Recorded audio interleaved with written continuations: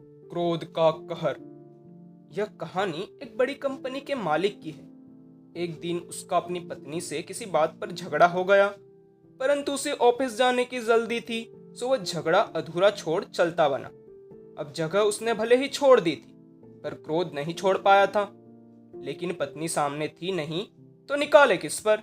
सो मजबूरी में वह क्रोध दबाए हुए ही ऑफिस पहुंच गया। अब ऑफिस पहुंच तो गया था, पर मन काम में लगने का प्रश्न ही नहीं था। भीतर का क्रोध उबाले खा रहा था, और उसी क्रोधित अवस्था में वह अपनी केबिन में यहां से वहां चक्कर लगा रहा था। तभी साप्ताहिक रिपोर्ट देने मैनेजर वहां आ पहुंचा। बस उसको अपना दबा क्रोध निकालने की जगह मिल गई। उसने रिपोर्ट देने आए मैनेजर की दो चार गलतियां जबरन निकालकर उसे बुरी तरह डांट दिया। अब मैनेजर को अपनी गलती समझ में तो नहीं आई, पर मालिक के सामने वह कह क्या सकता था। बस चुपचाप मन में दबे क्रोध के साथ केबिन से बाहर निकल आया। अब क्रोधित तो वह था ही। बस अपनी केबिन में पहुंचते ही उसने अकाउंटेंट को बुलवाया। हिसाब के पन्ने यहां वहां कर उसने उसे बेवजह डांट दिया। अकाउंटेंट का भी माथा ठनक गया। उसने अपनी बैठक पे जाते ही चपड़ासी को बुलवाया। अब चपड़ासी को डांटने के लिए किसी वजह की भी क्या आवश्यकता। उसने उस नामुराद चपड़ासी को अकारण जोरदार डांट पिला दी।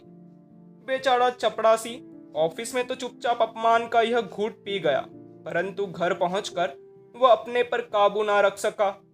उसने अकाउंटेंट का क्रोध अपनी पत्नी पर निकाल दिया। पत्नी का सर चकरा गया। उसने जाकर बाहर शांति से खेल रहे अपने बच्चों को बेवजह झाड़ दिया। बच्चे भी हतप्रभ रह गए। बस मां के जाते ही उन्होंने आपस के बच्चों से मारपीट शुरू कर दी। यानी कंपनी के मालिक और उसकी पत्नी के बीच रह गया अधूरा झगड़ा जाकर दूसरे मोहल्ले के बच्चों में हुई आपसी मारपीट के साथ समाप्त हुआ। सार, अब जरा अपने जीवन पर गौर करें। आप क्रोध या तो अपनों पर निकालते हो या अपनों से कमजोरों पर। और चूंकि क्रोध नियम से दब नहीं सकता, इसीलिए हर कोई शक्तिशालियों के विरुद्ध दबाया हुआ अपना क्रोध कमजोरों व अपने वालों पर निकालता रहता है। अतः साइकोलॉजिकल समझदारी तो इसी में है कि अगर कोई आप पर अकारण क्रोध निकाल रहा है, तो उसका बुरा मानने या उसे पागल समझने की बजाय इसे उसके अपनेपन का सबूत समझिए। बेचारा संकट में अपनों को नहीं तो क्या बाहर वालों को कष्ट देगा।